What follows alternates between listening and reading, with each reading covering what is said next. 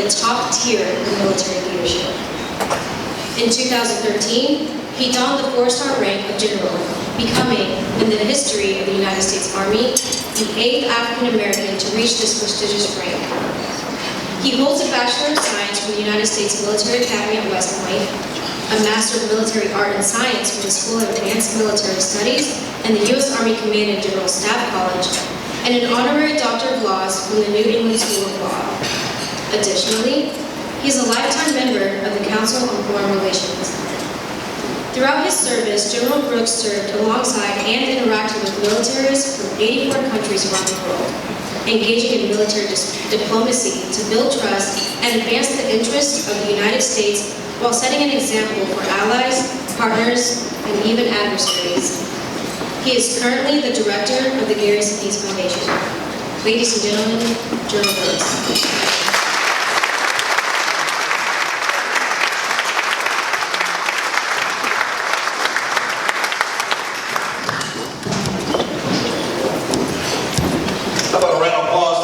Lieutenant Nash, huh?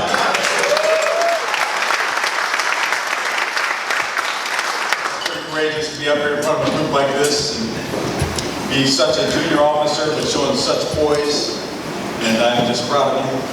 I'm glad I'm out of the way so you keep moving up. All right, one more round of applause for him. Well, it's always a delight to be at West Point and come back to this place that means so much to me personally and has shaped me so significantly in all that I have experienced since the summer of 1976, even to this day. So coming back here to the alma mater is always a great joy for me. I'm just delighted to be here, and I appreciate the invitation to come for this very special event, this Diversity and Inclusion Leadership Conference, and how important it is that West Point is holding such a conference and that has such a turnout as this. So I'm just so honored about that. I want to thank Terry Albritton, our Chief Diversity Officer. Where'd you go, Terry? There you are. Hi.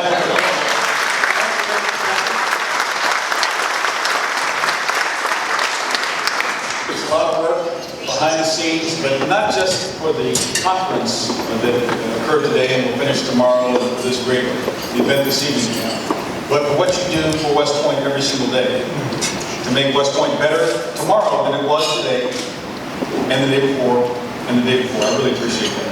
So God bless you for what you're doing. I learned from Dr. Moja today. I really enjoyed her comments. Is she still with us today? Dr. Moja? Okay. But she highlighted that old African tradition of saying all protocol observed, but all the luminaries who are here tonight, many of whom are part of my story and shaped me. I'm so appreciative of being in your presence. Thanks for all that you've done for me and for Carol, but especially thanks for what you've done for our nation. Now, I'm not going to waive protocol on the superintendent. So, for our superintendent, Lieutenant General Darrell Williams, first I'm just very proud of you as a superintendent for the leadership that you provide every day. I always like him most when he's doing a lot of push-ups. That means we're scoring a lot of points on the football team.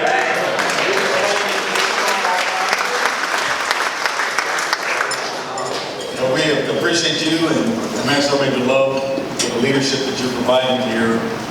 You make diversity and inclusion real at the U.S. Military Academy at West Point. And as a result, just like everything else that happens at West Point, the ripples that emanate out from here affect all corners of American society and beyond. And so what you're doing is making a difference. All you need is love, you know?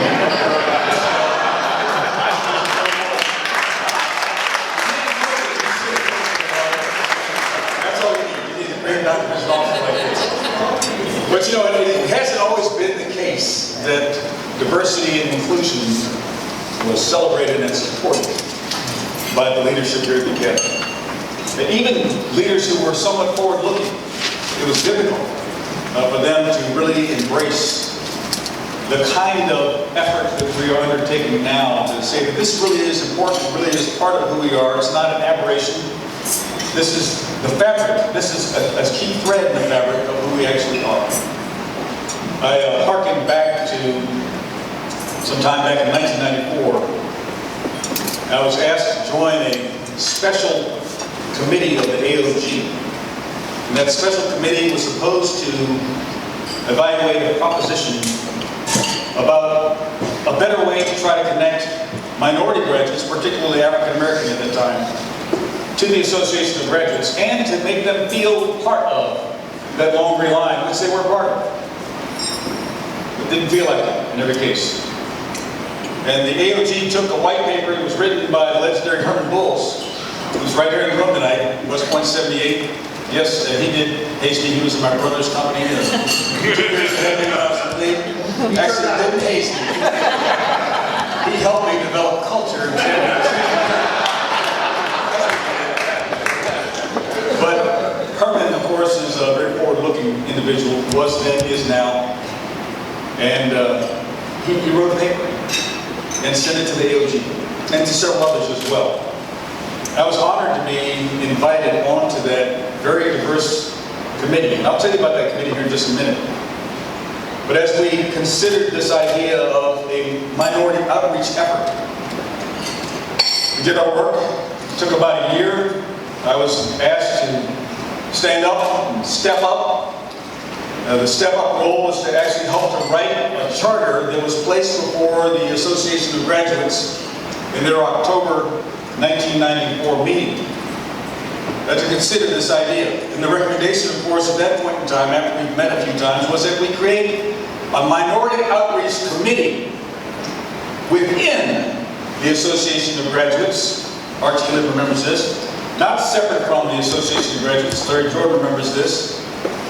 It would be part of the association to help the association recognize that contribution of minorities, better connect those minorities to their alma mater over time.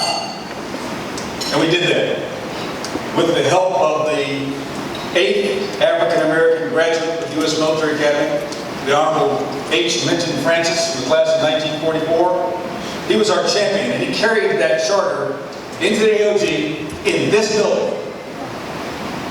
And so as I'm talking about this, I can't help but connect tonight's event with that event. But as I said, the leadership didn't always agree with this. Some months after the approval and the creation of this committee, which met for the first time in April of 1995, I was a major down at 1st Cav Division in Fort Hood, Texas, trying to be a good Brigade S3, and I got a phone call from the superintendent, the 54th superintendent at the time, with whom I had a good relationship, but he called me and expressed his disappointment that I had been involved in this, because he found out about it. We didn't put any names on it. The only name that was going with it was H. Minton Francis. But he found out that I had been doing some Thomas Jefferson work, writing part of that charter, and said he was very disappointed in me, because the last thing he, as a superintendent, or the Association of Graduates needed was another special interest group. Those were his words to me. Now, I don't fault him. He was actually rather forward-leaning among superintendents. And certainly, as you look further and further back into the past, no one would even have considered that.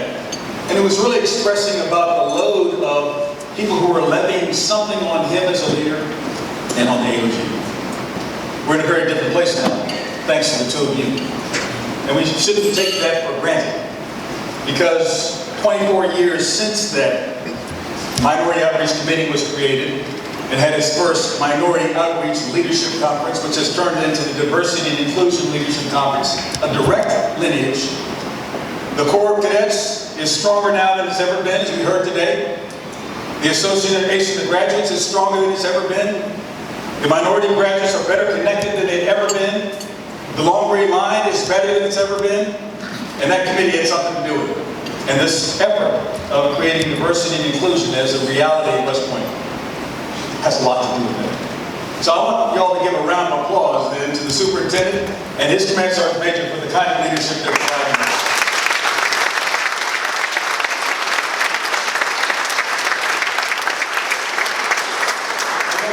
My experience back there in 1995 was really a galvanizing moment. I mean, I was already commissioned, as I said, as a major. And I've learned lots about diversity and inclusion in the years that preceded that, but it wasn't clear to me until that experience. And I want to share that, a little bit of this journey with you tonight. I'm standing between you and the gospel choir. But I do have some things I want to share with you on my thoughts about diversity and inclusion, why it matters, and what it's like once you're included. So let's just talk about that a little bit. Now, this is going to be audience participation. You ready? You have to be ready for me to do this. Are you really ready? Okay, since you're ready, because you have to be ready before we do participation. And you said you're ready, so now we're going to do it. I want everyone to stand up.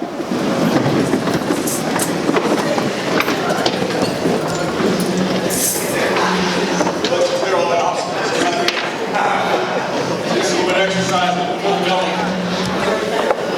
Now I want you to be able to have room enough to take a step forward. Just take a step forward. All right? Now find someone beside you and tell them to speak up. Now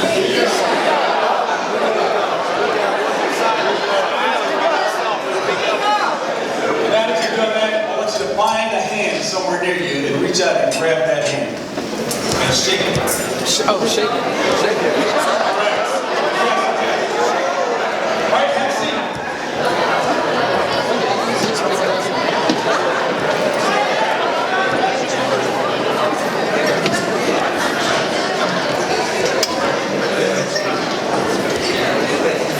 So that's really what we're going to talk about tonight. Once you're ready, you have to stand up, step up, speak up, and build up. That's going to be the key to diversity and inclusion. And the power is actually yours. No one in here needs to worry about being included. You are included. You're right here, right now. And you've had a journey and a life experience already that very few have had. While things are not perfect, they weren't for you, they aren't for you right now, you're included. So let's just talk about those things for a little bit. Let me just journey first into diversity. We had some good discussion today about the difference between diversity and inclusion. And I'm going to use my own words just to share with you how I feel about these particular subjects. First, why does diversity matter? And my view is, different views make us smarter, and different approaches give us a greater array of options and solutions to complex problems. So the more diverse the group, the smarter it can be. I happen to ascribe to this idea that there is wisdom in crowds. And I give credit to the author James Surowiecki on this. He wrote a great book. If you haven't read it, I encourage you to read it. It's called The Wisdom of Crowds. And he says that there is a collective intelligence when it's properly harnessed. And the more diverse when properly harnessed, the smarter the outcome. Smarter than the most brilliant of any individual in a collection. It's a collective intelligence, and I believe that. And if you try that, as I have tried that in my career, I think you're going to find good results. So maybe it's in a conference room. You might be the senior person in there. Are you looking for the opinion of the person who isn't speaking up? Or are you only hearing the loudest voice that is speaking most frequently? You think about that for a second, what the dynamics of your meetings have been. I would say as a leader, you not only need to take in that information that comes from the loudest, most frequently used voice, but you have to turn away from that voice and find who is not speaking, and then draw from them, what are you thinking? Otherwise, you are shortchanging the wisdom of that crowd. You do this deliberately. It doesn't happen by itself, as we heard today. It's a deliberate action for you to find what others are thinking and to take that into account. Especially when you find, as I have found many times, that person is probably thinking something that lots of other people are thinking but didn't have the courage to say. And when you give power to that voice and let them speak up, the crowd is smarter. So I encourage you to think about that. That's one of the reasons why diversity matters. What do you do when you find somebody that has a different view than the collective view? Dude, we're trying to close this meeting out, and here you have this thing that's coming out of left field. Everybody else has already said that right field is where we belong. And why are you coming up with this right now? If you react that way, you are cutting down the potential wisdom of that crowd. But if you nurture the person who has a different view than everyone else, and take that into account, make sure there's not something you missed they picked up, you'll have a better outcome. Now let me talk about that committee, the AOG, that special committee that ultimately helped to create the Minority Outreach Committee. This was a diverse group. I want to just share the demographics with you. Remember, diversity comes in many different forms. It's not just gender, it's not just ethnicity, and as today we talk about, it's not just sexual orientation, it's many things. It's the life experiences that come together to determine whether you have a diverse group or not. Listen to this group. So in this special committee, there were 2 Wall Street municipal investment consultants, 1 former Deputy Assistant Secretary of Defense, 2 Wharton School of Business graduates, 1 retired general officer, 2 former first captains, I had to get on this list somewhere, 4 active duty officers, 4 former military officers, 1 former tactical officer, 1 former West Point academic instructor, 1 former regimental tactical officer, 1 civilian aide to the Secretary of the Army, 1 former military aide to the President of the United States, 1 former board member of the Association of Graduates, 2 trustees of the Association of Graduates, 1 former chairman of the Federal Reserve Bank, 7 different West Point classes represented, spanning 47 years of West Point's history. The oldest in 1944, as I said, H. Minton Francis, and the youngest in 1989. 6 were black graduates of West Point, 2 were white graduates of West Point, 1 was a woman graduate of West Point. It's a big group, isn't it? 8 people. 8 people. That's diverse. And that was a diverse group. I would submit to you that there was some wisdom in that group. I did my best to try to add to it, but I just tried to take good notes. And there sure was wisdom in that crowd. Why does it matter at West Point that we think about diversity this way? Well, our society demands it. This is where we build leaders of character for our nation, serving in and out of uniform for a lifetime.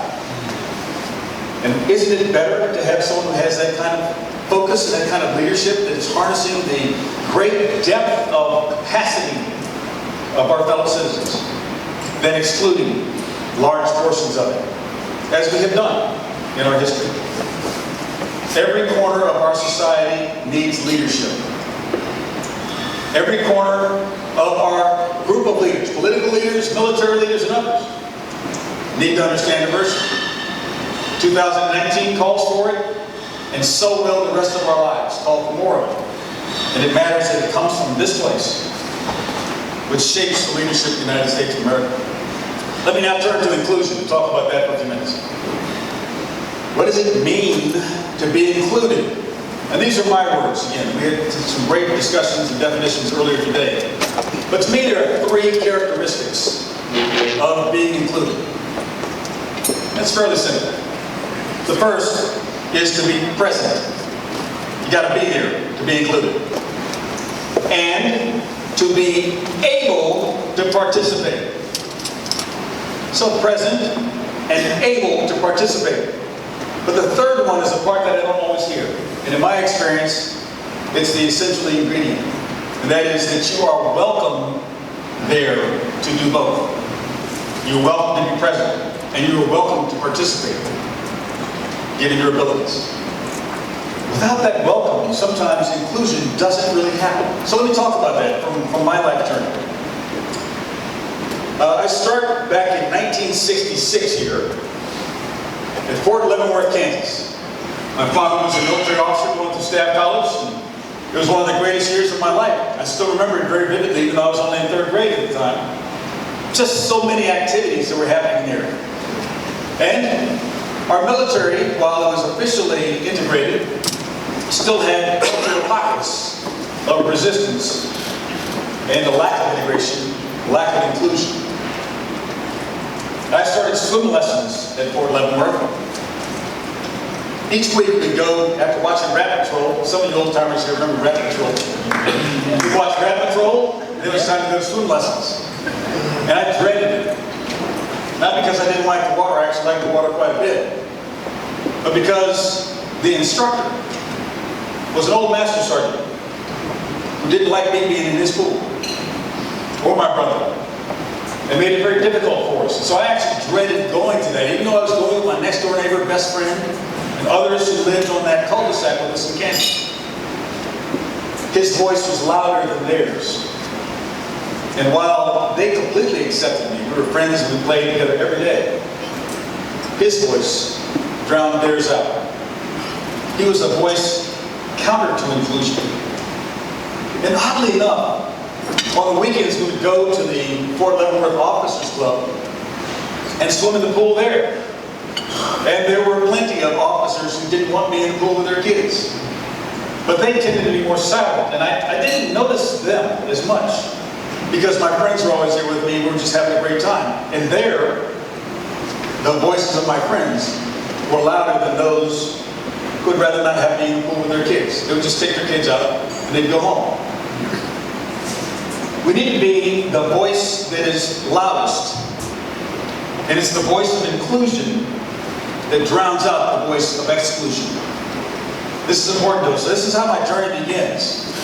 And it tells me that being welcome is, in fact, a key ingredient in all this. That spirit of welcome. That spirit that says, I am fine with you being here. And you and I are going to go through this together. That's what inclusion is to me. So keep that in mind. Keep that in mind as we journey forth a little bit more, as you build your own voice to be part of the spirit of inclusion. Now, just as an aside, we talk about the impacts on West Point. In that little cul-de-sac, there were 12 families. And out of those 12 families, 6 young men, 6 boys at that point in time came to West Point. 6. Between the classes of 78, 79, 80, and 82. My brother and I being 2 of those 6. Another one, my best buddy, who was right next door, went on to be a judge. I'm sure glad that they had a spirit of inclusion for what they did. And they were all, the ones who came to West Point were all leaders in their own right, in the Corps cadets and beyond. I'm sure glad we were in the pool together. By the way, we all did fine, I believe, swimming as well. 13 years later, I came to West Point. And as I arrived at the Beast Barracks, or New Cadet Barracks, there's a proper title for it, but everybody knew it as Beast Barracks back then. That's summer of 1976. I've got classmates in here, so I think you'll remember this too. Brenda Sue Fulton was over here from my class. Pat Lockridge Miguel. Pat's right here in the center sector. Right there, Kathy Sylvia's over here. Miguel Gutierrez, you still in tonight? We heard from Miguel a little bit earlier today.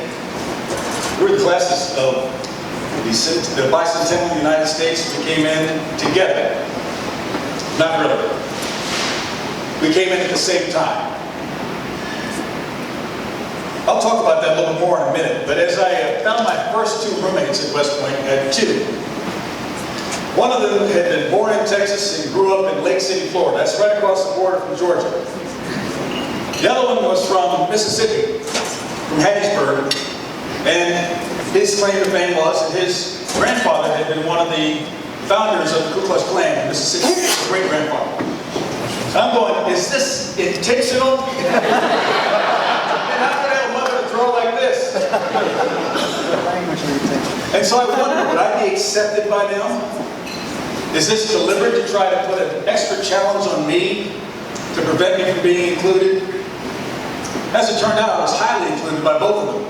We became great friends. We got along really well. We went through the experience together.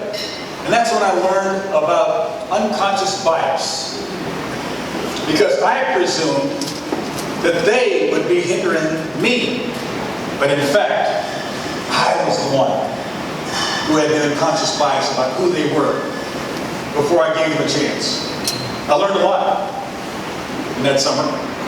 Went on to have some other experiences that I'll tell you about. I'm not going to worry out with too many stories, but Stories help to illustrate points, and I'll try my best to keep doing that here. You know, sometimes you just have to recognize that you are included. And it's what you do with that inclusion that matters the most. And when you feel like you've been striving to try to make this inclusion happen, you wanted so hard to be included, and you stood up to be included, and you were chosen.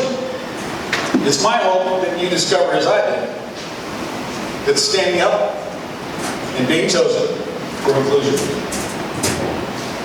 while gratifying, it's not enough. That's not enough. You have to also, as we did a few minutes ago, you have to step up. You have to speak up. And you have to build up. So let me go into those a little bit further. Now, stepping up to the challenges that are before you, this is not without experiencing disappointment, setbacks, or more challenges to inclusion when you do this. Like that phone call I got from the 54th superintendent. I stood up, I stepped up, and I had some challenges that came as a result of that. Or like when I was appointed as the first captain, shortly after it was announced, we went out to Lake Frederick. For those of you who are not from West Point, that's a lake that's out in the mountains to the northwest. You hike out there, you hike back. It was a field training event for the new cadets, and it really brings to an end that summer experience called New Cadet Barracks or Beast Barracks. You learn how to be a soldier out there. You learn how to work as a member of a team.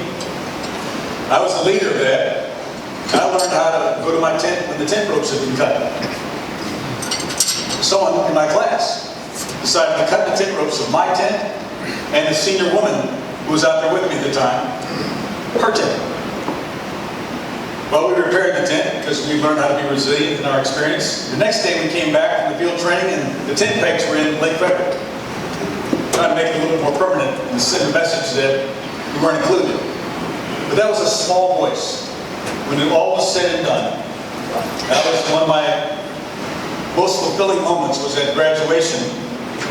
As I walked across the stage, my classmates stood up and gave me a standing ovation. That's who my classmates were, not the ones who cut the tent ropes. So you're going to have challenges once you stand up and step up. But you have to do it anyway, because you've been included. So this is all about what happens once you have been included. That you have a task, you have an obligation when that occurs.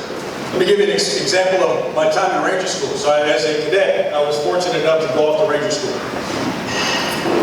And I was following an example of my brother and others who had been inspirational to me in the Corps of Cadets. I wanted to be one of those cadet rangers.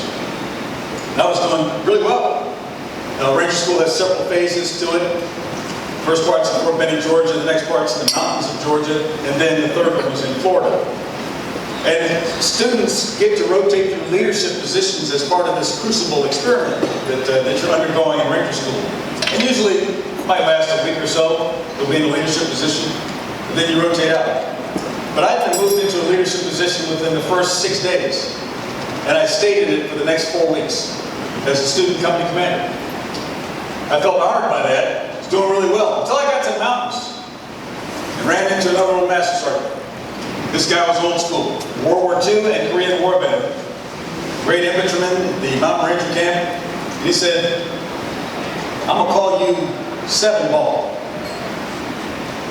7 Ball, why is that, sir? 7 Ball because if I call you 8 Ball, someone's going to think I'm a racist.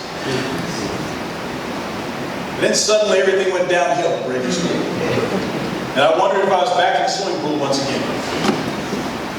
Fortunately for me, my classmates in Ranger School who were with me wanted me with them through Ranger School. And a lot of humility came with that. So humility is part of this equation also. To learn that you can't get there on your own. You must rely on someone else once you've been included. Let me keep going here. The point I'm trying to make is that your own inclusion doesn't have to come at the expense of someone else's. When I was the first captain, my first reaction after the commandant called me into his office and said, we're going to make you the first captain. It wasn't to think about the history that was being made. It was, how come I can't hold the same job my brother had? I wanted to be a regimental commander like he was. Because he was here in front of me, he was a great exemplar to me. But then it began to settle in. Thankfully, the commandant was patient and said, no, you're going to be the first captain. After the experiences in Lake Frederick and then some fan mail, shall we call it, that came in, it was actually in envelopes in those days, it wasn't email. Some of it was hostile. Much of it was supportive. But the hostile ones gave me a bit of a shake. And I asked the superintendent, General Goodpaster, it's bothering me, I need to know, am I a token? Is this just something West Point decided to do because it was taking a lot of pressure on a lot of things, including the women in the class, some other incidents that happened during those 4 years? And he looked at me in his grandfatherly way, as only Andrew Jackson Goodpaster can do, and says, Vince, West Point is a very conservative institution. It is risk averse. And West Point wouldn't make this decision and take this risk if you weren't the right person to be the first captain. That's inclusion. That came with a lot of humility and a lot of the need to step up and do what I needed to do. And so I learned a lot through those experiences, the challenges, the accomplishments, the inclusion, the humility, all those things. So if you've made yourself ready, which you must do first, and you stand up, having been chosen, and you step up to meet those challenges that come before you, you might succeed at being included in circles that haven't had someone like you in there before. You might blaze a trail. And I had that experience, but frankly, during my first 15 years of military service, anytime I was in a small room, I was generally the only one of color in there. I know some of the leaders who helped advance me in here experienced that also. As a brand new lieutenant colonel, no time in grade, this is just a couple of months after the Minority Outreach Committee was activated, I had been reassigned from Fort Hood to the Pentagon. Grudgingly, I didn't want to go, I wanted to stay with troops, and someone had a better idea for my development, and away I went. And as I arrived there, I was fortunate to be asked to join a very small circle, and that's the transition team for the incoming Chief of Staff of the Army, General Dennis Reimer. And my role was to be an assistant to a Major General who was focused on training and operations of the force. There were several generals in there, mostly 1-stars, and 2-star was in charge of the transition team. These were great folks. Each one of them had a lieutenant colonel, either a junior one like me, I was a baby lieutenant colonel, or some senior ones who were just coming out of war college to help them gather the information, do the compilation analysis. Mine was in training and operations. And then we came finally to brief General Reimer after all the work was done. And I was asked, while sitting in the room, in the back row, but the only minority male in the room, I was asked by the senior woman in the room, who was then a brigadier general and wanted to become a lieutenant general. Lieutenant Colonel Brooks, I don't want to put you on the spot. She was actually talking about diversity and inclusion. I don't want to put you on the spot, but do you have any thoughts on this also? After the briefing was complete that she gave. Whoa, that one on the spot. That's when I learned that when you're in the room, when you have decided to stand up and step up, once you're inside and included, you must speak up. You have to make sure that the perspective that you bring, that unique perspective, is part of the mix. And sometimes that takes a lot of moral courage to do that. Because often you feel so honored to even be in the room that you don't want to put that at risk where you would now be excluded from the room. And so that burning feeling inside of you where you know you ought to say something about this doesn't come out. And candidly, in all too many cases of my history, I missed it. But because someone asked me and ensured that I was included and that my voice was to be heard, I gave it. And this applies. I've taken that lesson since then in every small circle that I've been a part of since that day. Whether it's general officer promotion boards where a very candid discussion needs to happen, or whether it's in the 4-star board of directors, General Ellis knows about this, where you actually do the individual talent management of the entire general officer corps.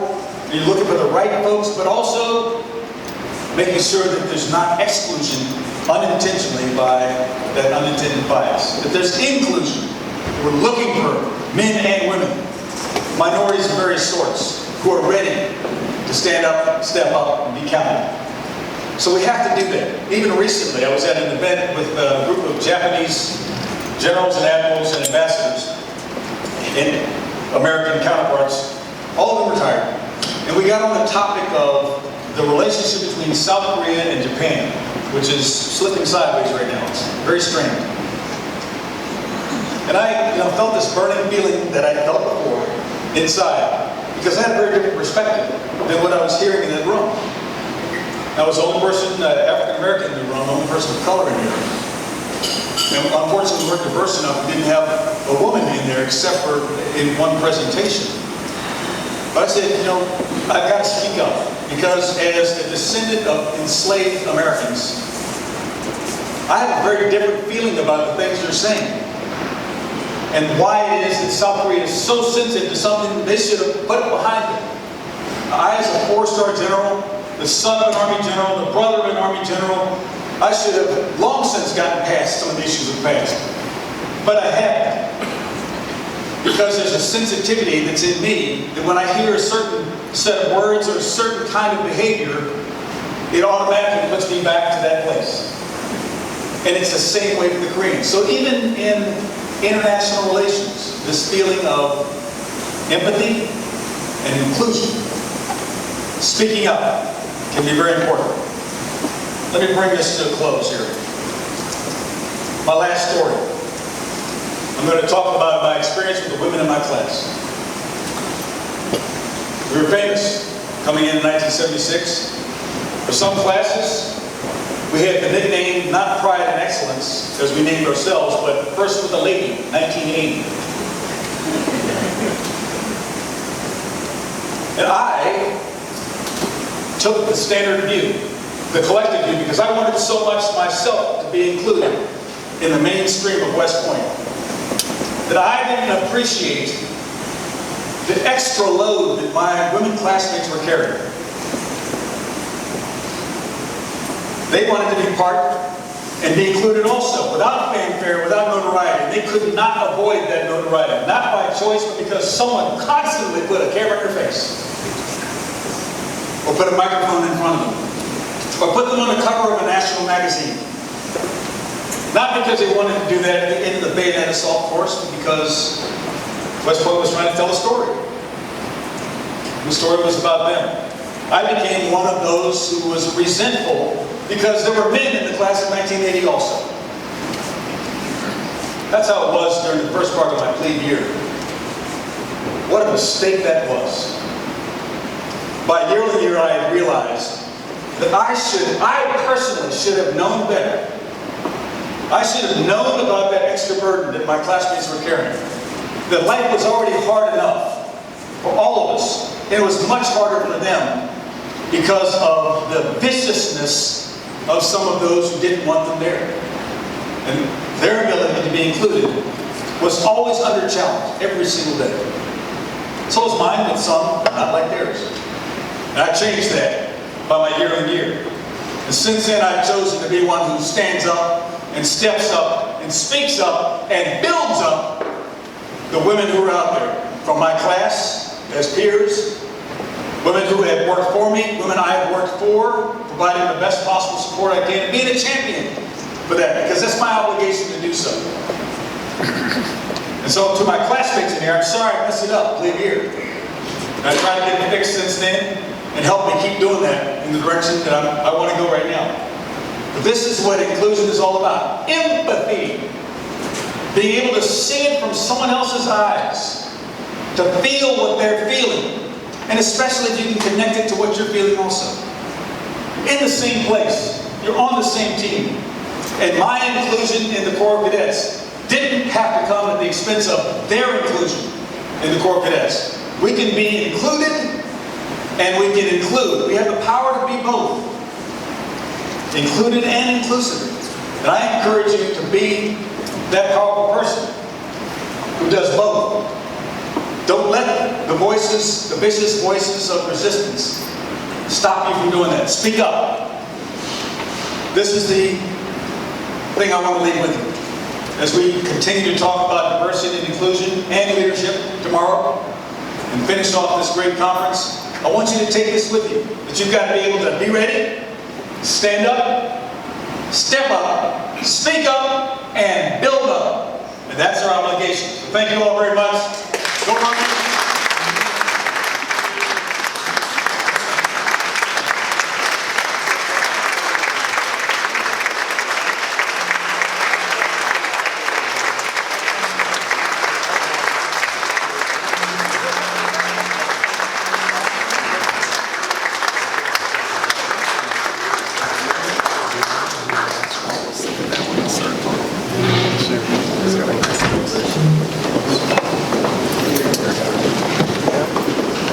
Ladies and gentlemen, can we get another round of applause for General Brooks?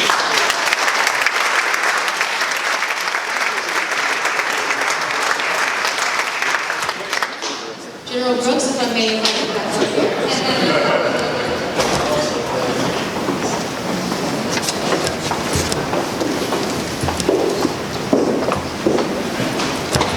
Sir, on behalf of the United States Military Academy and the Office of Diversity, Inclusion, and Development to me, we'd like to give you this token of appreciation for the remarks you've made with us this evening and for your leadership in the Army and the military.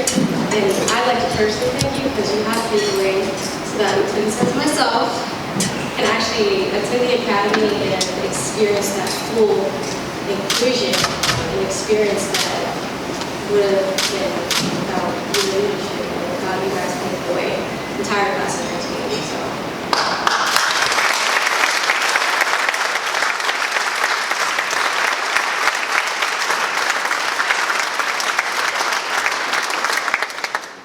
General Brooks, I'm going to be having you do some PT this evening. So I'd like to invite General Williams, Mr. Brown, and Mr. Altman, please come up for a photo.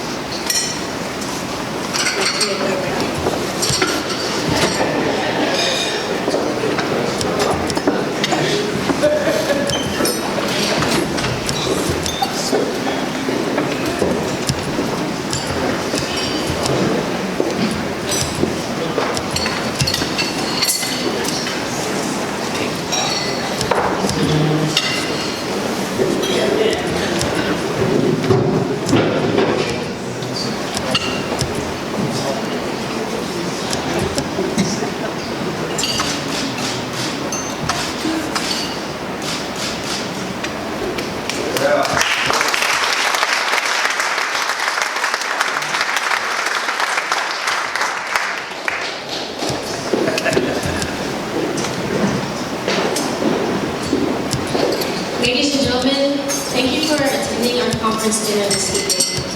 General Brooks, the insights you shared with us will help refine the direction of our diversity leadership efforts. The experiences you shared with us will inspire our work and make us continue to grow diverse and inclusive teams.